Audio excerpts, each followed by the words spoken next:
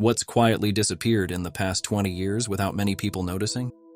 People having their watches set to slightly different times. I remember being with friends and making sure we synchronized our watches when we had to meet back up at a specific time. I remember when it was acceptable to be a few minutes late since people's watches could be different. Me and my coworker would each set our watches a few minutes off, his early, mine late. So when we took break, we get more time. We'd stop work according to his and start back according to mine. I think the boss was onto us. Lol, smart. I had a boss whose rule was that if you're late, you need to bring donuts for the team. People quickly figured out the rule was the same whether you were 10 minutes late or 2 hours late. He just laughed and seemed to appreciate the malicious compliance. The compact 4-cylinder 2-seater no-nonsense pickup truck. If you want to pick up now, it has to be a massive luxury tank that costs 80 grand. Yes, I would love to buy a newer truck, but I just can't justify spending a year's income on a monster truck that won't fit in a parking space, but still can't fit a sheet of plywood. Just need a little guy I can actually use for building and farming. Edit to address common points. I already own a Tacoma. It's 20 years old, and new ones are enormous, get worse gas mileage, and the bed is actually smaller. K-trucks aren't road legal where I live, which sucks, because I would absolutely get one. Vans will not work for me. I can't put 5 sheep in the back and just hose it out when I'm done. I can't load it with a literal ton of hay or gravel. I'm not a man.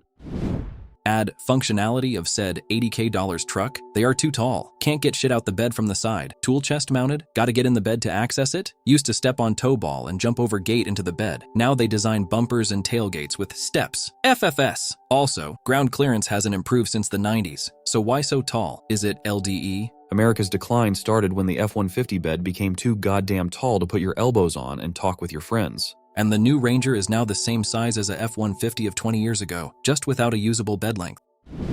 The hole in the ozone layer. I didn't expect much positivity in this thread, so this was nice. I think this needs to be talked about more when climate change comes up. As a kid in the 80s and 90s, I was bombarded with fears of the hole in the ozone, but we did things to mitigate it, and now it's not an issue. Imagine if that effort was applied to other things. To be fair, solving the ozone hole by banning CFCs is 1 billion easier than getting off of the energy source that powers our entire global civilization. You can quit getting a facial scrub, but you can't quit eating. That being said, we're making progress, and it's led to Chex Notes 2023 being a record high year for emissions, which will be followed by 2024 breaking that record, and so on and so forth. Telephone booths, which by coincidence were also the way out of the Matrix. So in Australia, all telephone booths are owned by the same telecommunications company. About 10 years ago, they made all calls for free from them, as the revenue they were bringing in were less than the money it took for technicians to go out and collect the coins. They now also operate as free Wi-Fi spots, providing you hand over your email and PII, which they would then unsell. In the UK, some of them have been turned into free libraries or defibrillators.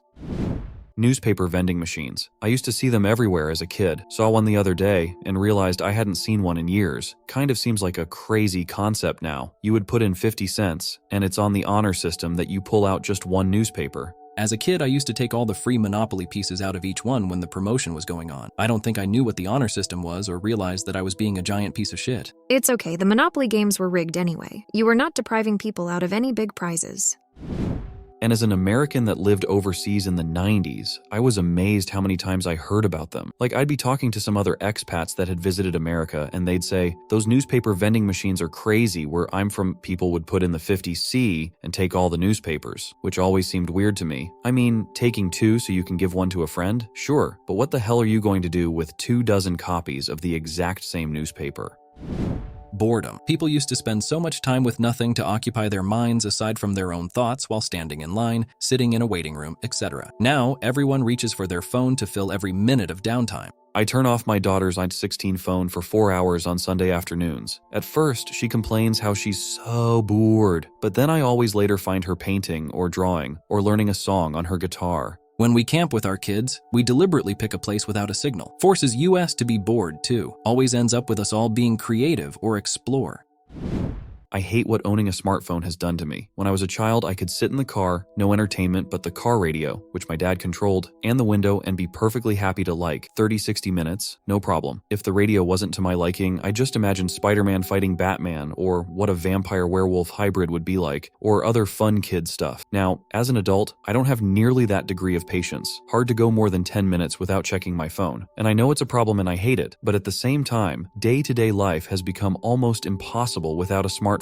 It's like trying to quit smoking if the whole world has become one big cigar lounge. I think boredom may have increased. Because we can occupy our time, I think attention spans are getting shorter, and people are getting bored trying to occupy their time. Everyone needs their quick dopamine hit and can't just sit patiently without getting antsy. In the past, our brains were more accustomed to just sitting quietly and waiting. We used to effectively get a daily dose of meditation trying to go about our lives. I write this out while sitting on the crapper because my brain can't even wait long enough for me to take a dump without demanding entertainment.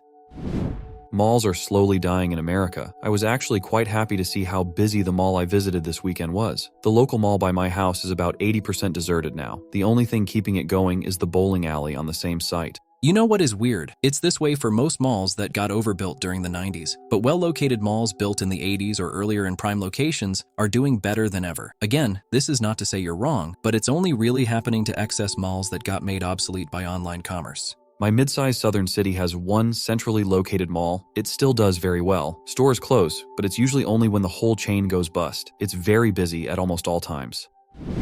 Bugs splattering on the windshield on the freeway due to decreasing populations. Yeah, where have all the fireflies gone? They used to splat on your windshield at night, and you would all this glowing goo on your windshield. People acting like fallen leaves are a travesty is partly why they are gone. Females lay their eggs amidst leaves, and then they hatch and spend months or even years hanging out until they emerge. People mulching their leaves or raking them all up is disturbing that life cycle. I leave my yard kinda wild year-round, and I've noticed an increase in lightning bugs as a result.